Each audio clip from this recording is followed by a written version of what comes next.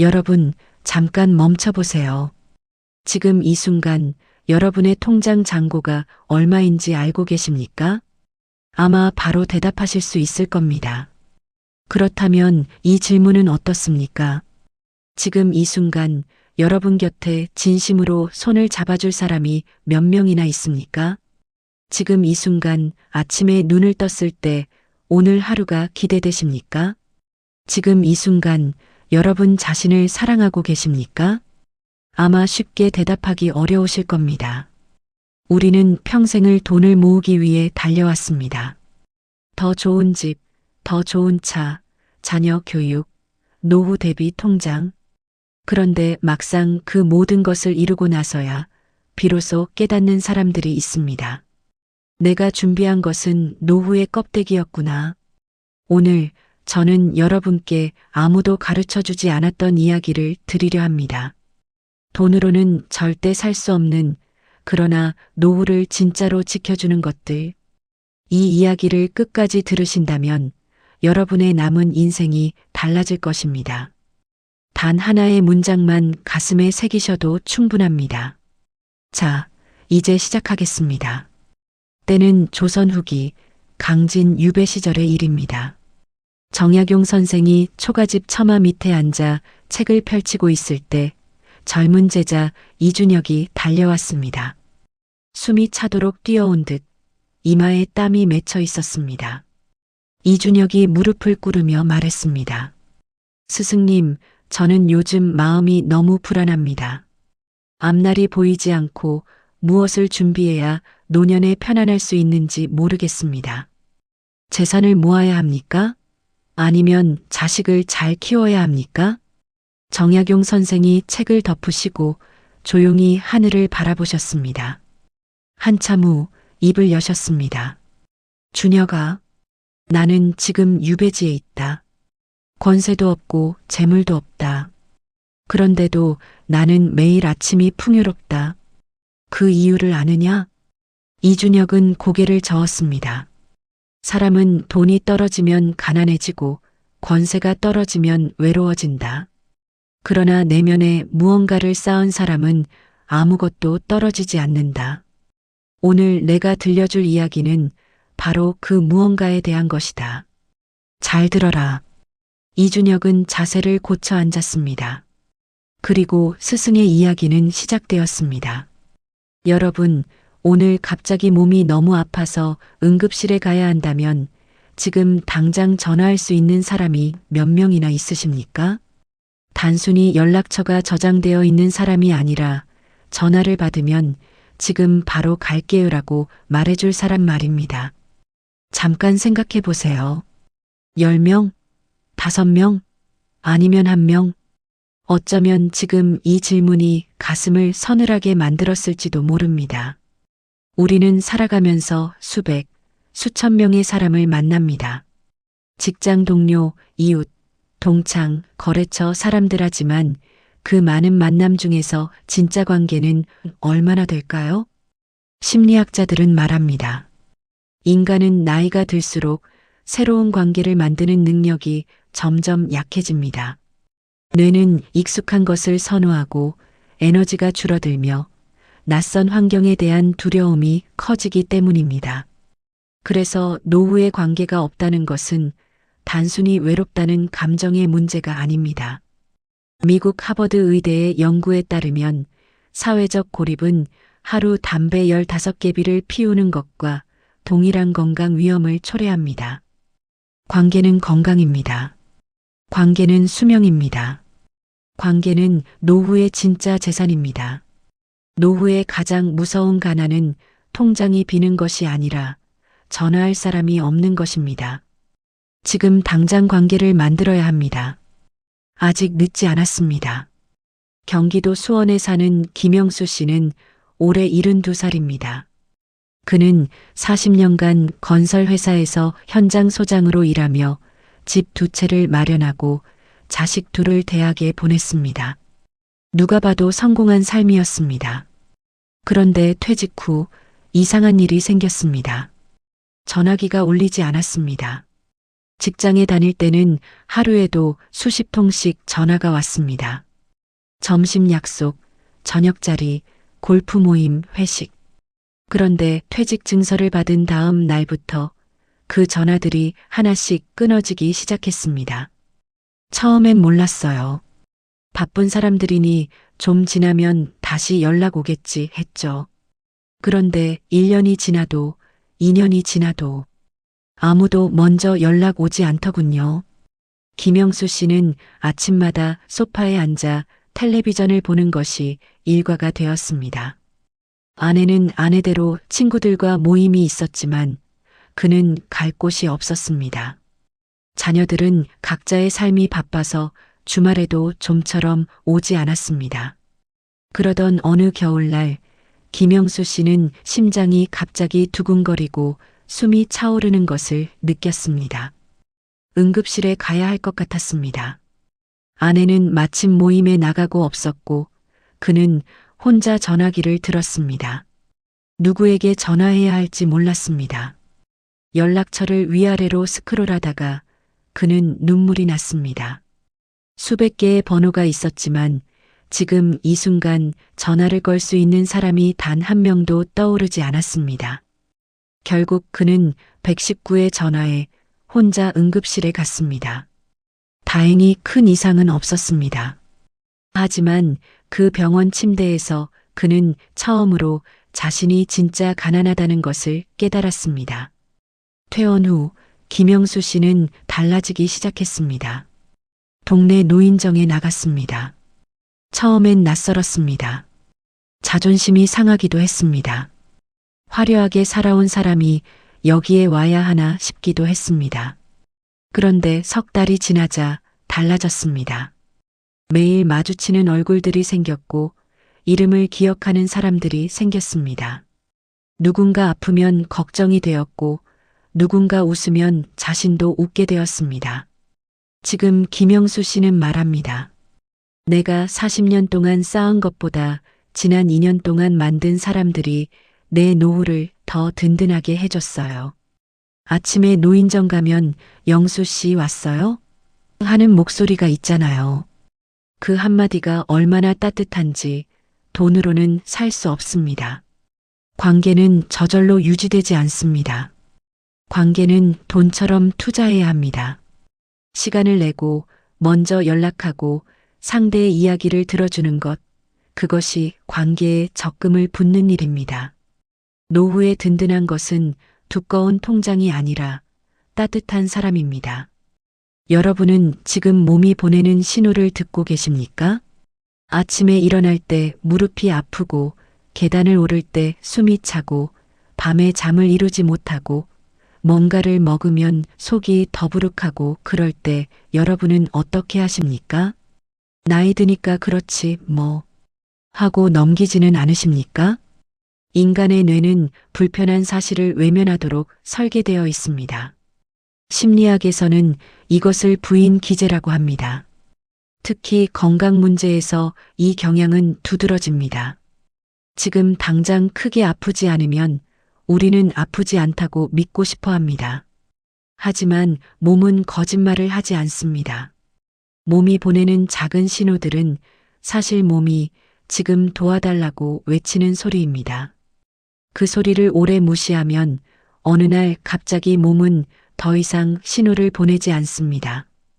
그냥 쓰러집니다. 건강은 잃고 나서야 비로소 재산이었음을 압니다. 잃기 전에 지켜야 합니다. 서울 은평구에 사는 박술래 씨는 68살의 할머니입니다. 평생 남편과 자녀 뒷바라지를 하며 살았고 자기 몸을 챙길 겨를이 없었습니다. 애들 밥 해주고 남편 출근시키고 시어머니 약 챙기다 보면 하루가 다 갔어요. 내 몸은 마지막이었죠. 박술래 씨는 수십 년 동안 병원 검진 한 번 제대로 받지 않았습니다. 몸이 아파도 시장에서 약을 사 먹거나 그냥 버텼습니다. 그것이 당연한 줄 알았습니다. 65살 되던 해가을 그녀는 밥을 먹다가 갑자기 가슴이 서늘해지는 느낌을 받았습니다. 식은땀이 났습니다. 그냥 두면 나을 줄 알았는데 사흘째 되던 날 결국 쓰러졌습니다. 뇌경색이었습니다. 다행히 빨리 발견해 큰 후유증은 없었지만 박순례 씨는 6달 동안 병원과 집을 오가며 재활을 했습니다. 그 기간 동안 그녀는 처음으로 자신의 몸과 마주했습니다. 병원에 누워서 천장을 보는데 그런 생각이 드는 거예요. 내가 왜 이렇게까지 내 몸을 무시했을까? 남들 다 챙기면서 나만 안 챙겼구나. 그게 얼마나 어리석은 일이었는지 그때야 알았어요. 퇴원 후 박순례 씨는 새벽마다 30분씩 동네를 걷기 시작했습니다. 처음엔 힘들었습니다. 무릎도 아프고 숨도 찼습니다. 하지만 석 달이 지나자 몸이 달라지기 시작했습니다. 혈압이 내려갔습니다. 잠을 잘 잤습니다. 아침에 일어날 때 머리가 맑았습니다. 몸이 이렇게 고마운 존재인 줄 몰랐어요. 조금만 신경 써주면 몸이 바로 응답을 하거든요. 그 보람이 얼마나 큰지 모릅니다. 지금 박순례 씨는 동네 걷기 모임을 이끌고 있습니다. 같은 연배의 이웃 할머니들과 매일 아침 손을 잡고 걷습니다. 건강도 찾고 관계도 만들었습니다. 그녀는 이제 말합니다. 내 몸이 내 가장 소중한 재산이에요. 자식한테 짐이 되지 않으려면 내 몸부터 챙겨야죠. 건강을 지키는 것은 이기적인 일이 아닙니다. 내 몸을 지키는 것은 사랑하는 사람들을 지키는 일입니다.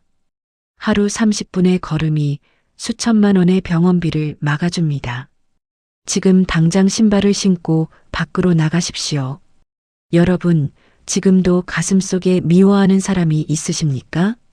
수십 년 전에 상처를 준 사람, 배신했던 친구, 마음을 아프게 한 형제자매, 혹은 너무 냉정했던 부모님. 그 이름을 떠올리면 아직도 가슴이 답답해지십니까? 우리는 용서를 흔히 오해합니다. 용서는 상대를 위한 것이라고 생각하기 때문에 상대가 사과하지 않으면 용서할 필요가 없다고 느낍니다. 그런데 심리학은 정반대의 이야기를 합니다. 용서는 상대를 위한 것이 아니라 나를 위한 것입니다. 누군가를 오래 미워하면 그 사람은 내 머릿속에 계속 살게 됩니다. 자려고 누웠을 때, 밥을 먹을 때, 좋은 경치를 볼 때도 미움은 그 자리에 함께 있습니다. 결국 나의 시간과 에너지와 행복을 잠식하는 것은 그 사람이 아니라 내가 쥐고 있는 미움입니다. 용서하지 못하는 사람은 자신이 만든 감옥에서 평생을 삽니다. 그 감옥의 열쇠는 언제나 자기 손 안에 있습니다. 강원도 춘천에 사는 최정숙 씨는 70살입니다. 그녀의 가슴 속에는 20년간 미워한 사람이 있었습니다. 바로 동생 최경숙이었습니다. 두 자매는 어머니가 돌아가신 후 유산 문제로 크게 다퉜습니다. 언니인 최정숙 씨는 평생 어머니 곁에서 간호하며 뒷바라지를 했는데 막상 유산은 동생과 똑같이 나뉘었습니다. 그것이 억울하고 서러웠습니다. 내가 20년을 어머니 곁에서 살았는데 동생은 명절에나 얼굴 비추더니 재산은 똑같이 가져갔어요. 그게 너무 불공평했죠. 그래서 연락을 끊었습니다. 그 후 20년 동안 두 자매는 서로 말을 섞지 않았습니다. 명절에도 조카들의 결혼식에서도 서로 눈을 피했습니다. 그런데 최정숙 씨가 70이 되던 해 건강검진에서 암이 발견되었습니다. 초기였지만 수술과 치료를 받아야 했습니다. 병원 침대에 누운 그녀는 처음으로 자신의 인생을 돌아봤습니다. 그런데 이상한 일이 일어났습니다. 자꾸만 동생 생각이 나는 것이었습니다. 어릴 때 함께 냇가에서 발을 담그던 기억, 어머니 등에 엎여 시장에 가던 기억, 추운 겨울 한 이불 덮고 자던 기억 20년의 미움 아래에는 60년의 정이 쌓여 있었습니다. 수술 전날 밤에 혼자 엉엉 울었어요. 내가 왜 그 미움을 품고 이렇게까지 살았을까? 나만 손해봤구나 싶었죠. 최정숙 씨는 용기를 냈습니다. 동생에게 전화를 했습니다. 받을지 몰랐습니다. 그런데 동생이 받았습니다. 처음엔 서먹했습니다. 그런데 나 수술한다는 말 한마디에 전화기 너머에서 동생이 울기 시작했습니다. 언니 미안해. 나도 그게 잘못된 거 알아. 그냥 자존심 때문에 연락을 못했어. 수술 당일 동생 최경숙이 병원에 나타났습니다. 20년 만에 마주한 얼굴이었습니다. 두 사람은 손을 잡고 함께 울었습니다. 최정숙 씨는 말합니다. 20년을 미워하면서 내가 행복했습니까? 아니에요. 매일 가슴 한쪽이 무거웠어요. 지금 생각하면 그 무게를 내가 짊어지고 다닌 거예요. 용서했더니 그 무게가 사라졌어요. 이렇게 가벼울 줄 몰랐어요. 용서는 약함이 아닙니다. 용서는 자신을 해방시키는 가장 강한 선택입니다. 노후의 평화로운 마음을 갖고 싶다면 지금 당장 그 미움의 짐을 내려놓으십시오. 상대가 사과하지 않아도 괜찮습니다. 용서는 내가 행복해지기 위해 하는 것입니다. 아침에 눈을 뜰 때 오늘 하루가 기대되십니까? 아니면 그냥 또 하루가 시작되는 것이 막막하게 느껴지십니까? 퇴직 후 혹은 아이들이 다 자라고 집을 떠난 후 많은 분들이 이런 말씀을 하십니다. 내가 이제 뭘 위해 사는지 모르겠어. 일본에는 이키가이라는 개념이 있습니다. 살아야 할 이유, 삶의 보람이라는 뜻입니다. 일본 오키나와 지역 사람들은 세계에서 가장 오래 사는 사람들 중 하나인데 연구자들이 그 비결을 찾았더니 공통점이 있었습니다. 그들 모두 자신만의 이키가이, 즉 매일 아침 일어나야 할 이유가 있었습니다. 인간의 뇌는 목적이 없으면 급격히 쇠퇴합니다. 목적이 없는 삶은 뇌에 자극이 없는 삶이고 자극이 없으면 뇌세포는 스스로 기능을 줄이기 시작합니다. 치매와 우울증이 목적 없는 노년과 깊이 연관된 이유입니다. 나이는 목적을 빼앗지 않습니다. 목적을 스스로 포기할 때 비로소 늙음이 시작됩니다. 부산에 사는 이철호 씨는 67살입니다. 30년간 고등학교 수학교사로 일하다가 정년퇴직을 했습니다. 마지막 수업을 마치고 교문을 나서는 날 그는 홀가분함보다는 이상한 공허함을 느꼈습니다. 30년 동안 매일 아침 6시에 일어났어요. 수업 준비하고 학생들 만나고 시험지 채점하고 그게 제 삶의 전부였는데 갑자기 그게 없어진 거예요. 처음엔 쉬어도 된다고 좋았는데 한 달이 지나니 무서워지더라고요. 이철호 씨는 매일 집에서 텔레비전을 보고 시간이 남으면 낮잠을 잤습니다. 아내는 옆에서 뭐라도 하시지 했지만 무엇을 해야 할지 몰랐습니다. 30년간 교사였던 사람이 갑자기 나는 누구인가라는 물음 앞에 서게 된 것입니다. 퇴직 6개월 만에 그는 심각한 우울감을 느끼기 시작했습니다. 밥맛도 없고 잠도 잘 못 자고 아무 의욕이 없었습니다. 아내의 권유로 상담을 받았는데 상담사는 물었습니다. 교사 시절 가장 보람 있었던 순간이 언제셨어요? 이철호 씨는 망설임 없이 대답했습니다. 공부가 너무 어렵다고 포기하려던 아이가 제 설명을 듣고 눈이 빛날 때요. 그 표정을 보면 제가 살아있다는 느낌이 들었어요. 상담사는 말했습니다. 그럼 그걸 다시 시작해 보시면 어떨까요? 이철호 씨는 지역 도서관에 무료 수학 강의 자원봉사에 신청했습니다. 처음엔 학생이 3명뿐이었습니다. 하지만 그는 30년의 교사처럼 정성껏 준비했습니다. 석 달 후 학생이 15명이 되었습니다. 다시 아이들 눈이 빛나는 걸 봤을 때 눈물이 났어요. 내가 아직 쓸모 있구나. 내가 아직 살아있구나. 그 느낌이 다시 왔어요. 지금 이철호 씨는 매일 아침 6시에 일어납니다. 퇴직 전과 똑같이. 하지만 지금은 돈을 받지 않습니다. 그래도 더 행복합니다. 목적은 거창할 필요가 없습니다. 매일 아침 꽃에 물을 주는 것, 이웃 아이의 공부를 봐주는 것, 손녀에게 옛날 이야기를 들려주는 것, 작은 목적이 삶을 살아있게 만듭니다. 오늘 여러분의 이키가이를 찾으십시오. 오늘 아침 눈을 뜨고 숨을 쉴 수 있다는 것에 감사하셨습니까? 오늘 밥을 먹으면서 이 밥상이 얼마나 소중한 것인지 느끼셨습니까? 아마 대부분은 그냥 지나쳤을 겁니다. 당연하니까요. 인간의 뇌에는 쾌락 적응이라는 기능이 있습니다. 좋은 것이 계속되면 그것에 익숙해지고 더 이상 좋다고 느끼지 않게 되는 것입니다. 큰 집으로 이사해도 석 달이 지나면 그냥 집이 됩니다. 좋은 차를 사도 반년이 지나면 그냥 차가 됩니다. 이것이 인간이 행복을 유지하기 어려운 근본적인 이유입니다. 그런데 심리 연구들은 놀라운 사실을 밝혀냈습니다. 감사 일기를 쓰는 사람들이 그렇지 않은 사람들보다 훨씬 높은 행복감과 삶의 만족도를 보인다는 것입니다.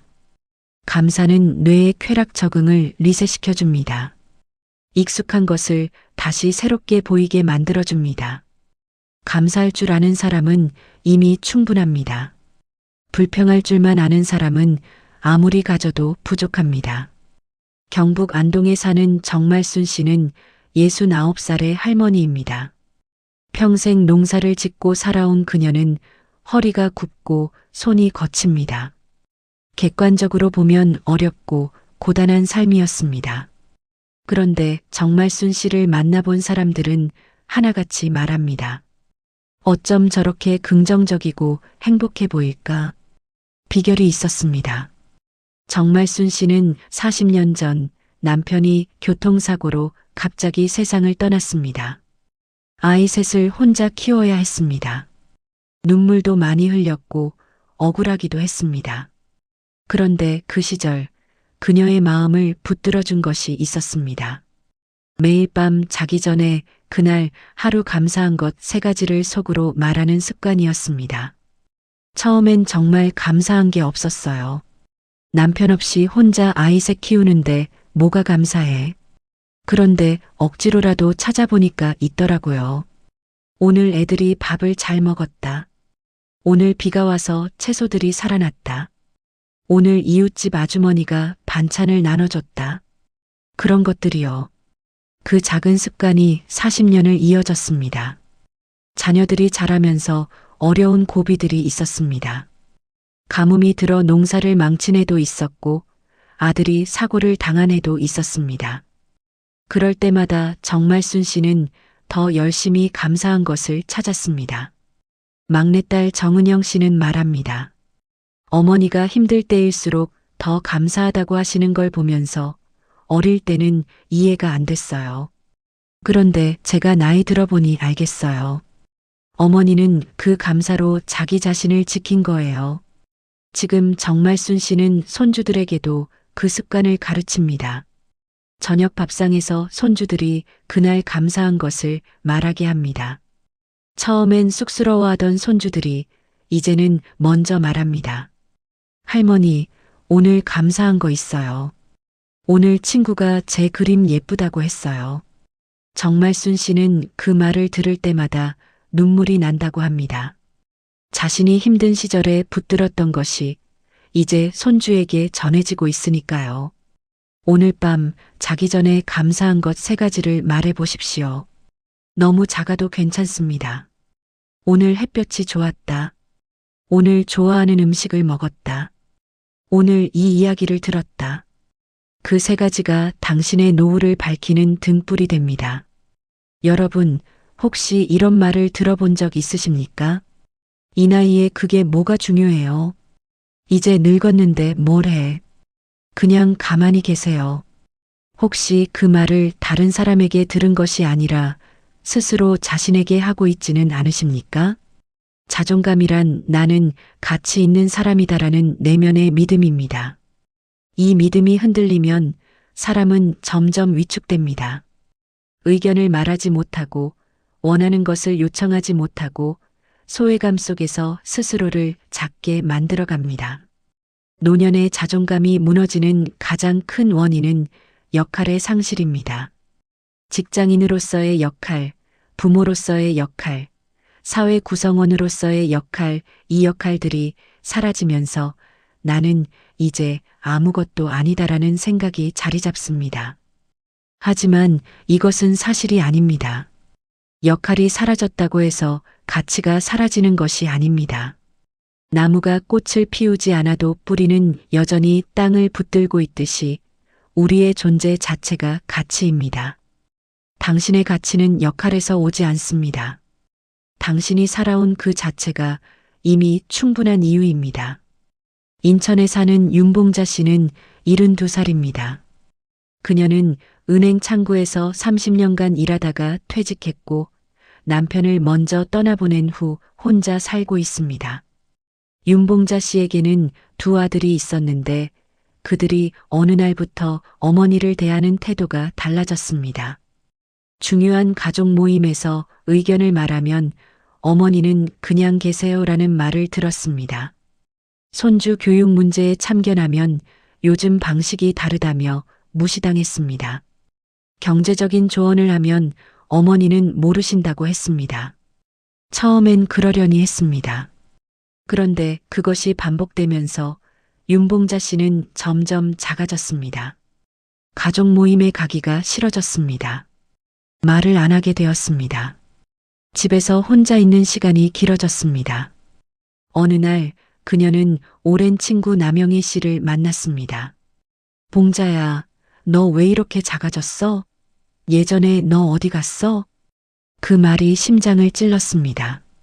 윤봉자 씨는 그날 밤 혼자 앉아 생각했습니다. 자신이 살아온 30년의 직장 생활, 혼자서 두 아들을 뒷바라지한 세월, 어려운 시절을 견디며 쌓아온 지혜들, 그것이 왜 갑자기 무의미해져야 하는가? 그녀는 결심했습니다. 지역 노인복지관에 나가 금융 상담 자원봉사를 시작했습니다. 30년간의 은행 경력이 빛을 발했습니다. 사기 피해를 입으려던 어르신들을 여러 명 도왔습니다. 복지관 사람들이 그녀를 봉자 선생님이라고 불렀습니다. 오랜만에 들어보는 호칭이었습니다. 내가 쓸모 있는 사람이었구나. 내 경험이 누군가에게 필요하구나. 그 생각을 하니까 다시 어깨가 펴지더라고요. 지금 윤봉자 씨는 가족 모임에서도 달라졌습니다. 예전처럼 움츠러들지 않습니다. 말을 하다가 아들들이 어머니는 모르신다고 하면 조용히 이렇게 말합니다. 나는 너희가 태어나기 전부터 세상을 살아온 사람이야. 자존감은 남이 주는 것이 아닙니다. 자존감은 스스로 지켜야 합니다. 자신의 삶을 돌아보고 자신이 겪어온 세월의 가치를 인정하십시오. 그리고 그 지혜를 세상에 내놓으십시오. 세상은 당신의 경험을 필요로 합니다. 여러분, 혹시 유언장을 써두셨습니까? 아니면 가족에게 진심으로 하고 싶은 말을 아직 못하고 있지는 않으십니까? 우리는 죽음을 입에 올리는 것 자체를 불길하다고 여깁니다. 하지만 죽음을 외면하는 것이 오히려 삶을 낭비하게 만듭니다. 심리학자 어윈 얄롬은 말했습니다. 죽음에 대한 인식은 인간을 각성시킨다. 자신이 언젠가 죽는다는 사실을 진지하게 마주할 때 인간은 비로소 지금 이 순간의 소중함을 깨닫는다고 합니다. 한 연구에서 말기암 환자들에게 지금 가장 후회되는 것이 무엇입니까? 라고 물었더니 돈을 더 못 번 것이 후회된다는 사람은 거의 없었습니다. 대부분은 이렇게 답했습니다. 사랑한다고 더 많이 말할 걸, 용서할 걸, 내가 하고 싶은 일을 했을 걸. 잘 사는 것과 잘 마무리하는 것은 하나입니다. 아름다운 마지막을 준비하는 사람이 지금 이 순간도 아름답게 삽니다. 대구에 사는 한복순 씨는 76살입니다. 그녀는 65세 때 심장 수술을 받으면서 처음으로 자신의 죽음과 마주했습니다. 수술 전날 밤 혹시 모를 경우를 대비해 자녀들에게 쪽지를 썼습니다. 각자에게 한 장씩 마음속에 오래 담아두었던 말들을 적었습니다.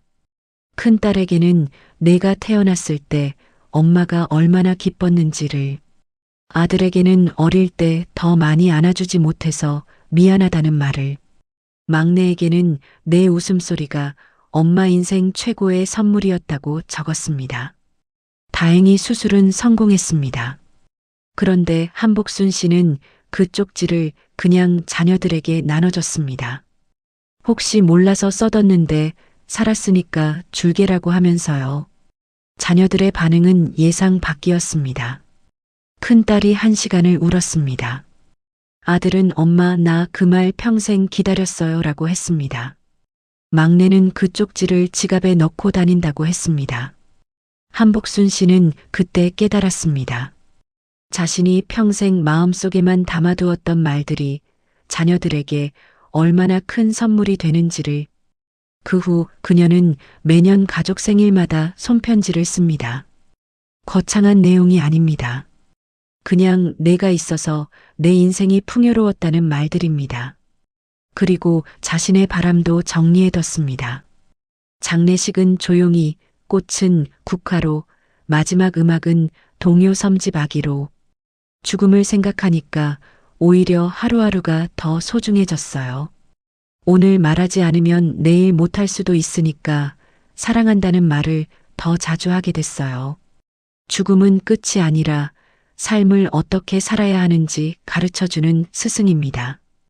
오늘 사랑하는 사람에게 쓰지 못한 말을 적어보십시오. 그리고 건네십시오. 그것이 가장 소중한 유산이 됩니다. 마지막으로 새로운 것을 배운 것이 언제입니까? 스마트폰 새 기능, 새로운 요리 방법, 악기, 글쓰기, 그림 무언가 낯설고 서툰 것에 도전해 본 것이 언제입니까? 혹시 이 나이에 배워서 뭐해라는 말을 자신에게 한 적이 있으십니까? 뇌과학자들은 말합니다. 인간의 뇌는 새로운 것을 배울 때 새로운 신경 연결을 만들어냅니다. 이것을 신경가소성이라고 합니다.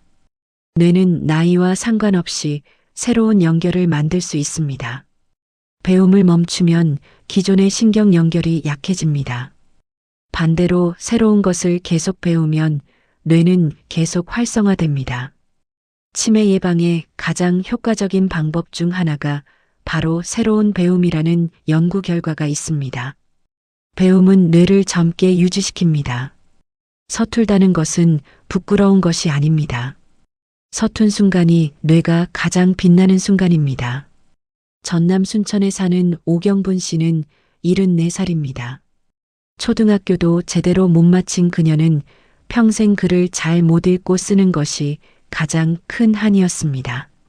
자녀들에게 알림장을 읽어달라고 해야 했고 관공서에 가면 서류를 채우는 것이 두려웠습니다. 67살 때 동네 도서관에서 어르신 한글 교실이 열린다는 소식을 들었습니다. 망설였습니다. 이 나이에 한글을 배워? 창피하게. 하지만 막내딸의 손에 이끌려 처음 문을 열고 들어갔습니다. 교실에는 70대, 80대 어르신들이 연필을 꼭 쥐고 앉아 있었습니다. 손이 떨렸지만 눈은 빛났습니다. 오경분 씨는 가나다라부터 배웠습니다. 손잡벌대는 선생님이 친절하게 가르쳐줬습니다. 처음엔 쑥스러워 눈을 못 마주쳤는데 점점 익숙해졌습니다. 6개월 후 오경분 씨는 생애 처음으로 딸에게 편지를 썼습니다. 딸아, 네가 태어나던 날 엄마는 너무 기뻤다. 사랑한다. 글씨는 삐뚤삐뚤했습니다. 맞춤법도 틀렸습니다. 하지만 딸은 그 편지를 받고 소리내어 엉엉 울었습니다. 어머니, 이게 세상에서 제일 예쁜 편지예요. 오경분 씨는 이제 일기를 씁니다. 매일 짧게 오늘 있었던 일과 감사한 것을 적습니다. 글씨는 여전히 서툽니다. 하지만 그 서툰 글씨들이 쌓여 이제 5권의 일기장이 되었습니다. 글을 쓸 줄 알게 됐을 때 내 인생이 두 번 시작된 것 같았어요. 이른이 넘어서 다시 태어난 것 같았어요.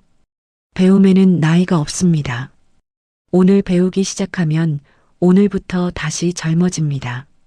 그 배움이 글쓰기든 노래든 그림이든 관계없습니다. 서툰 순간, 바로 그 순간이 당신의 뇌가 살아 숨쉬는 순간입니다. 주변 사람과 자신을 비교한 적이 있으십니까? 저 집은 자식이 다 잘 됐는데, 우리 남편은 저 사람만큼 못해줬어. 나는 왜 저 사람처럼 건강하지 않을까? 비교를 하고 나면 어떤 기분이 드십니까? 힘이 나십니까? 아니면 더 기운이 빠지십니까? 인간은 본능적으로 자신을 타인과 비교합니다. 이것은 진화적으로 집단 속에서 자신의 위치를 파악하기 위한 생존 본능이었습니다. 하지만 현대 사회에서 특히 소셜미디어와 주변 사람들의 화려한 모습과 끊임없이 비교되는 환경에서 이 본능은 우리를 끊임없이 불행하게 만듭니다. 더 위험한 것은 비교는 언제나 편향됩니다. 우리는 자신의 속을 알고 남의 겉을 봅니다. 내 내면의 불안과 상처는 보이지만 남의 내면의 고통과 불안은 보이지 않습니다. 그래서 비교는 언제나 불공평하고 언제나 나를 지게 만듭니다. 남의 정원은 겉에서 보기에 늘 화려합니다.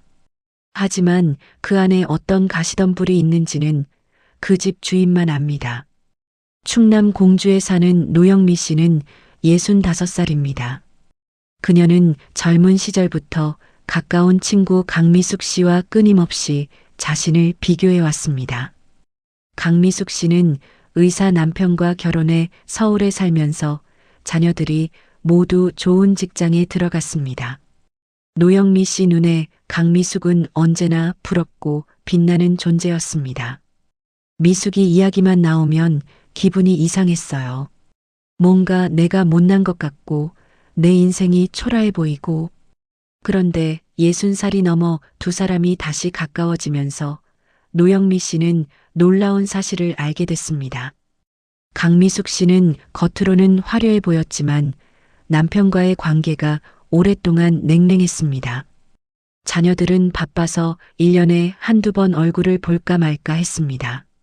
화려한 집에서 그녀는 오랫동안 혼자였습니다. 영미야, 나 사실 너가 부러웠어. 너는 남편이 매일 저녁같이 밥 먹어주잖아. 내 남편은 내가 아파도 병원에 같이 가준 적이 없어. 노영미 씨는 그 말을 듣고 한참 동안 말을 잇지 못했습니다. 그렇게 부러워했던 친구가 자신이 당연하게 여겼던 것들을 부러워하고 있었습니다. 내가 30년 동안 비교하느라 내 인생을 제대로 못 봤구나. 내 남편이 얼마나 좋은 사람인지, 내 삶이 얼마나 따뜻했는지를. 그날 집에 돌아온 노영미 씨는 소파에 앉아 있는 남편 손을 잡았습니다. 남편이 놀라며 물었습니다. 왜요? 노영미 씨가 말했습니다. 그냥 고마워서. 비교를 멈추는 순간 내 삶이 보이기 시작합니다. 지금 내 곁에 있는 것들, 그것이 바로 내 정원입니다. 그 정원을 사랑하는 것이 행복의 시작입니다. 혹시 자녀가 여러분의 말을 듣지 않을 때 섭섭하거나 화가 나십니까? 내가 저 아이를 어떻게 키웠는데, 내 뜻대로 살아줬으면 좋겠는데, 아니면 반대로 자녀에게 너무 많은 것을 기대하다가 실망하신 적은 없으십니까? 부모와 자녀의 관계에서 가장 흔한 고통은 기대에서 옵니다. 부모는 자녀를 사랑하기 때문에 기대하고 자녀가 그 기대에 미치지 못하면 실망하고 상처를 줍니다. 그런데 심리학자 칼릴 지브라는 말했습니다. 자녀는 당신을 통해 왔지만 당신으로부터 온 것이 아닙니다. 자녀는 독립된 존재입니다. 부모의 기대를 실현시키기 위해 태어난 것이 아니라 자신의 삶을 살기 위해 태어났습니다. 부모가 자녀를 소유하려 할 때 관계는 망가집니다. 부모가 자녀를 독립된 사람으로 존중할 때 관계는 깊어집니다. 좋은 부모는 자녀의 날개가 되어주는 것이 아니라 자녀가 스스로 날 수 있도록 믿어주는 사람입니다. 서울 강북에 사는 류명자 씨는 68살입니다. 그녀에게는 외동아들 류승민 씨가 있습니다. 류명자 씨는 아들에게 모든 것을 바쳤습니다. 좋은 학교, 좋은 직장, 좋은 결혼, 그녀의 삶은 아들을 위해 설계되어 있었습니다. 그런데 아들이 35살이 되던 해 안정적인 대기업을 그만두고 창업을 하겠다고 했습니다. 류명자 씨는 크게 반대했습니다. 내가 너 어떻게 키웠는데 지금 그 자리가 얼마나 좋은 자리인지 알아? 그걸 왜 버려? 아들은 결국 어머니의 반대를 무릅쓰고 회사를 나왔습니다. 그 후 두 사람 사이에 깊은 갈등이 생겼습니다. 류명자 씨는 아들이 잘 되기를 바랐지만 아들의 일이 잘 안 풀리면 그러게 내가 뭐라고 했어라는 말이 입끝에 맴돌았습니다. 잘 되면 또 그래도 대기업이 나았을 텐데라고 했습니다. 아들은 점점 어머니에게 연락을 줄였습니다. 그러던 어느 날 류명자 씨는 오랜 친구에게 이 이야기를 털어놓았습니다. 친구가 물었습니다. 명자야, 승민이가 잘 되기를 바라는 거야? 아니면 내 말대로 살기를 바라는 거야? 그 질문이 마음을 찔렀습니다. 류명자 씨는 오래 생각했습니다. 그리고 인정했습니다. 자신이 원했던 것은 아들의 행복이 아니라 아들이 자신의 뜻대로 사는 것이었다는 것을.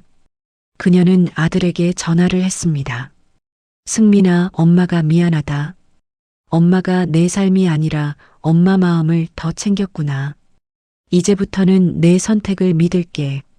아들은 말이 없었습니다. 한참 후에 엄마 고마워요라고 했습니다. 지금 류승민 씨의 사업은 작지만 안정적으로 자리를 잡았습니다. 류명자 씨는 아들 가게에 가끔 들러 커피 한 잔을 마십니다. 예전처럼 간섭하지 않습니다. 그냥 바라봅니다.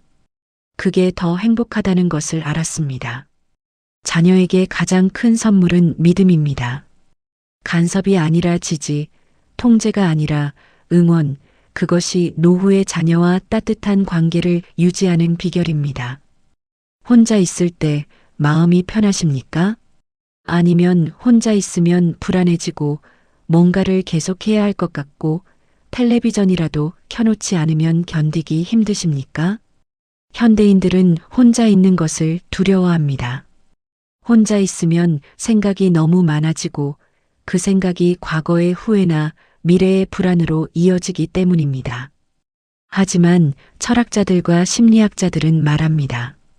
혼자 있는 시간, 즉 고독은 인간이 내면과 대화하는 가장 중요한 시간입니다.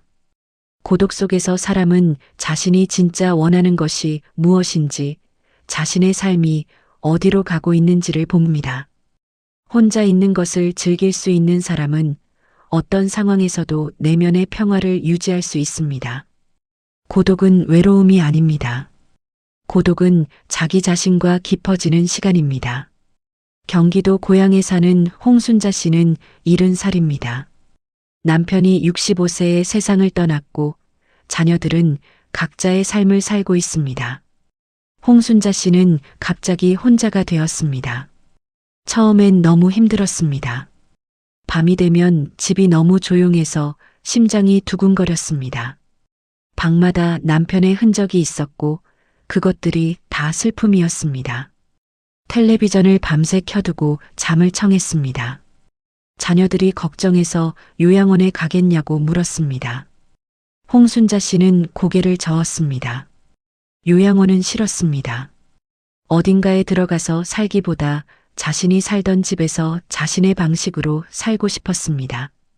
어느 날 그녀는 남편이 생전에 읽던 책을 집어들었습니다. 남편이 밑줄 그은 문장이 있었습니다. 사람은 자기 자신과 친해져야 한다. 그 문장을 보고 오래 앉아 있었습니다. 그날부터 홍순자 씨는 매일 오전 1시간을 혼자만의 시간으로 정했습니다. 텔레비전도 끄고 스마트폰도 내려놓고 그냥 창가에 앉아 차 한 잔을 마십니다. 처음엔 그 시간이 너무 길고 불편했습니다. 생각이 많아졌습니다. 남편 생각, 지나온 세월, 아쉬운 일들. 그런데 한 달이 지나자 그 시간이 조금씩 달라졌습니다. 불편함이 줄어들고 대신 조용한 무언가가 자리를 잡았습니다. 그것이 평화라는 것을 나중에 알았습니다. 처음엔 혼자가 무서웠는데 지금은 그 시간이 제일 소중해요. 내가 나랑 대화하는 시간이에요. 남편한테 하고 싶은 말도 하고 오늘 고마운 것도 생각하고 혼자여도 외롭지 않아요. 홍순자 씨는 지금 그 시간에 일기를 씁니다. 짧게 오늘 느낀 것을 한 줄씩 그 일기들이 쌓여 이제 그녀만의 이야기가 됩니다. 혼자 있는 시간을 두려워하지 마십시오. 그 시간에 당신의 내면이 숨을 쉽니다. 조용히 앉아 자신과 대화하는 사람은 어떤 외부의 혼란 속에서도 흔들리지 않는 뿌리를 갖게 됩니다. 여러분, 최근에 누군가에게 베풀어 본 적이 있으십니까? 돈이 아니어도 됩니다. 시간, 관심, 따뜻한 말 한마디, 같이 걸어준 발걸음. 그때 어떤 기분이 드셨습니까? 수십 년간의 행복 연구들이 공통적으로 발견한 것이 있습니다. 인간이 가장 지속적인 행복감을 느끼는 순간은 무언가를 받을 때가 아니라 무언가를 줄 때라는 것입니다. 뇌과학적으로 보면 타인을 도울 때 뇌에서 도파민, 세로토닌, 옥시토신이 동시에 분비됩니다. 이 세 가지가 동시에 나오는 순간은 많지 않습니다. 베풀문 뇌를 가장 행복하게 만드는 행동 중 하나입니다. 그리고 베풀문 노후의 소외감과 고독감을 치유하는 가장 강력한 방법이기도 합니다. 누군가에게 필요한 사람이 된다는 느낌, 그것이 살아있음의 의미를 만들어줍니다. 주는 사람은 항상 받는 사람보다 더 많이 가집니다. 왜냐하면 주는 사람은 행복을 2번 경험하기 때문입니다. 줄 때 1번, 그리고 그 기억을 평생 간직할 때 1번. 경남 진주에 사는 문기순 씨는 73살입니다. 그녀는 평생 작은 밥집을 운영했습니다. 가게를 닫은 것은 68살 때였습니다. 몸이 힘들기도 했고 아이들이 이제 쉬라고 했습니다. 그런데 가게를 닫고 나서 이상하게 몸이 더 아팠습니다. 허리도 아프고 무릎도 아프고 의사는 스트레스 때문이라고 했습니다. 평생 밥을 해서 나눴는데 그게 갑자기 없어지니까 내가 텅 빈 것 같았어요. 문기순 씨는 어느 날 교회 봉사 모임에서 독거노인 도시락 배달 자원봉사자를 모집한다는 소식을 들었습니다. 가슴이 뛰었습니다. 내가 밥을 해서 줄 수 있다는 거잖아요. 그녀는 신청했습니다. 처음엔 일주일에 2번이었습니다. 혼자 사시는 어르신 댁에 반찬을 가지고 가서 문 앞에 두고 왔습니다. 그런데 한 달쯤 지나 한 할머니가 문을 열고 나왔습니다. 80이 넘어 보이는 분이었는데 눈이 너무나 맑았습니다. 아줌마, 이 된장찌개 어디서 났어요? 우리 엄마 맛이에요. 문기순 씨는 그 말에 눈물이 났습니다. 이 한마디를 들으려고 40년을 밥을 했구나. 그날부터 문기순 씨는 더 정성을 쏟았습니다. 어르신들이 좋아하는 것을 물어보고 계절마다 다른 반찬을 만들었습니다. 어느 어르신은 우리 딸보다 더 잘 챙겨준다고 했습니다. 문기순 씨는 말합니다. 가게 할 때보다 지금이 더 보람 있어요. 돈을 받고 밥을 팔 때는 손님이었는데 지금은 가족 같은 분들이에요. 이분들 얼굴 보러 가는 길이 제일 즐거워요. 내가 이 나이에 이렇게 기다려지는 곳이 있다는 것이 얼마나 감사한지. 그녀의 허리 통증도 무릎 통증도 눈에 띄게 좋아졌습니다. 의사가 말했습니다. 몸이 살아났네요. 문기순 씨는 웃으며 대답했습니다. 마음이 살아났거든요. 베풀면 남는 것을 나눠주는 것이 아닙니다. 자신이 가진 최선을 나눠주는 것입니다. 그리고 베풀수록 신기하게도 더 많아집니다. 건강도, 기쁨도, 관계도. 오늘 당장 시작할 수 있는 작은 베풀물 찾아보십시오. 이준혁은 12이야기를 모두 들은 후 한참 동안 말이 없었습니다. 눈을 감고 앉아 있었습니다. 이윽고 그가 입을 열었습니다. 스승님, 저는 오늘 이야기들을 들으며 한 가지 의문이 생겼습니다. 이 모든 것을 준비하려고 하면 너무 많지 않습니까? 관계도, 건강도, 용서도, 목적도, 감사도, 자존감도, 죽음의 준비도, 배움도, 비교의 포기도, 자녀와의 관계도, 고독도, 베품도, 사람이 이 모든 것을 어떻게 다 할 수 있겠습니까? 정약용 선생이 천천히 고개를 끄덕였습니다. 좋은 질문이다. 준혁아. 선생은 마당의 나무를 바라봤습니다. 저 나무를 보아라. 저 나무가 처음 씨앗이었을 때 잎도 키워야 하고 뿌리도 내려야 하고 줄기도 굵혀야 하고 이 모든 것을 동시에 해야 한다고 생각했겠느냐? 아니다. 나무는 그저 오늘 햇볕 앞에 서 있었다. 그러자 저절로 자랐다. 이준혁이 천천히 고개를 들었습니다. 그렇다면 스승님, 이 모든 것 중에 단 하나를 시작해야 한다면 무엇부터 시작하면 됩니까? 정약용 선생이 미소를 지었습니다. 오늘, 지금, 이 순간, 내 옆에 있는 사람을 바라보거라. 그 사람에게 따뜻하게 말을 건네어라. 그것 하나면 충분하다. 그것만으로 충분합니까? 씨앗 하나가 땅에 떨어지면 그 다음은 그 씨앗이 알아서 자란다. 첫 걸음을 내디디면 그 다음 걸음은 발이 알아서 내딛는다. 오늘 단 한 가지만 시작하여라. 그 한 가지가 나머지 모든 것으로 이어질 것이다. 이준혁이 두 손을 모아 공손히 인사를 올렸습니다. 스승님, 오늘 이야기를 평생 가슴에 새기겠습니다. 정약용 선생이 조용히 말씀하셨습니다. 가슴에 새기는 것으로 끝내지 마라. 오늘 해가 지기 전에 실천하여라. 좋은 이야기는 행동이 되어야 비로소 빛이 난다. 자, 오늘 우리는 12분의 이야기를 함께 들었습니다. 김영수 씨의 고독한 응급실에서 관계의 소중함을 배웠습니다. 박술래 씨의 뇌경색 병실에서 건강의 진짜 의미를 배웠습니다. 최정숙 씨의 20년 미움이 녹는 눈물에서 용서의 자유를 배웠습니다. 이철호 씨의 도서관 교실에서 목적이 있는 삶을 배웠습니다. 정말순 씨의 밤마다 감사 3가지에서 행복의 씨앗을 배웠습니다. 윤봉자 씨의 다시 펴진 어깨에서 자존감의 힘을 배웠습니다. 한복순 씨의 삐뚤삐뚤한 손편지에서 말하지 않으면 전해지지 않는다는 것을 배웠습니다. 오경분 씨의 2번째 인생에서 배움에는 나이가 없다는 것을 배웠습니다. 노영미 씨의 깨달음에서 비교를 멈추면 내 삶이 보인다는 것을 배웠습니다. 류명자 씨의 믿을게라는 한마디에서 사랑하는 방법을 배웠습니다. 홍순자 씨의 고요한 창가에서 혼자여도 외롭지 않을 수 있다는 것을 배웠습니다.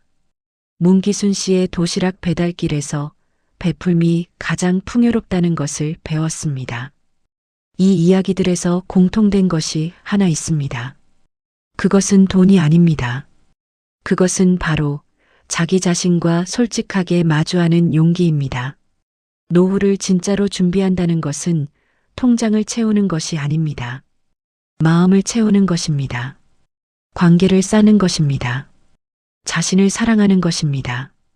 정약용 선생이 유배지에서 아무것도 없이도 매일 풍요로웠던 이유가 바로 그것입니다.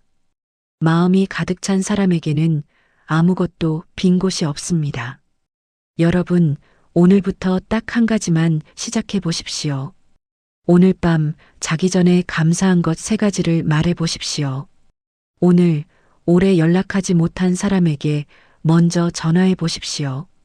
오늘 사랑한다고 고맙다고, 미안하다고 말해 보십시오. 그 한 걸음이 여러분의 노후를 진짜로 풍요롭게 만들어줄 것입니다. 지금까지 들어주셔서 진심으로 감사합니다. 다음에도 여러분의 삶에 작은 빛이 되는 이야기로 찾아오겠습니다.